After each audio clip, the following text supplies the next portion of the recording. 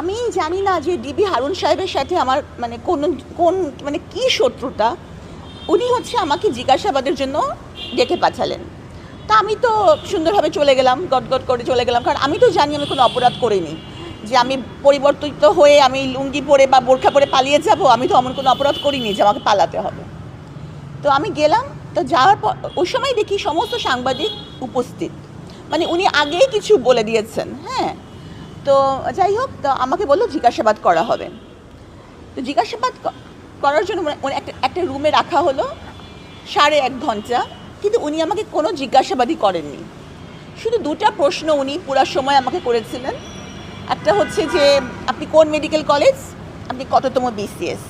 তো এই দুটি প্রশ্নের ভিত্তিতে উনি আমাকে কিভাবে গ্রেফতার করলেন, এই দুটো প্রশ্নে উনি কি সন্দেহজনক পেলেন, কি উত্তর পেলেন যে উনি আমাকে এই মামলায় গ্রেফতার করলেন।